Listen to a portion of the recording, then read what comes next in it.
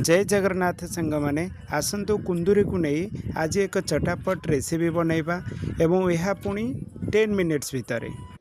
प्रथम यहाँ किसी कुंदूरी नहीं ताकू भल भाव धोई ताकू छोट छोट पीस रे कन्वर्ट करी काटी नेबा एवं यहाँ किसी कंचा लंका को छोट छोट करी काटी नेबा एवं किसी बारी धनिया को मध्य छोट छोट काटी नेबा। यह सहित आवश्यक सामग्री रहिबो किछि लूण, हल्दी गुंड, लंका गुंड, जीरा गुंड। यह प्रथम आम कटा होइथिबा कुंदूरी को एक ग्राइंडिंग जार भितर देई कुंदूरी को दरदर खंडा करी काटी नेबा। यह पर नेबा एक कढ़ाई एवं कढ़ाई गरम होबा पर एथिरे देबा किछि मस्टर्ड ऑयल एवं ऑयल गरम होबा पर एथिरे आमे देबा किछि पंचफुटण एवं सेथिरे दे देबा कटा होइथिबा लंका।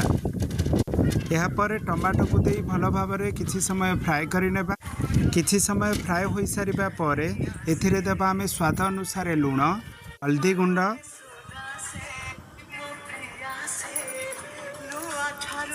पुणी थरे यहाँ भल भाव फ्राए करबा एवं ग्राइंडिंग होइथिबा सही कढ़ाई रे वर्तमान ग्राइंडिंग होइथिबा दरदर खंडा कुंदूरी को पकाई पुणी थरे फ्राए करबा एवं किछि समय फ्राए होई सारिबा परे सेथिरे दबा आमे जीरा गुंड, कटा होइथिबा धनिया किछि समय भाजिबा परे देखंतु सांग माने केते जल्दी आउ इंस्टेंट बनिगला आमर कुंदूरी छेचार एक इंस्टेंट रेसिपी जहाँ को कुंदूरी छेचार चटनी बोली कह।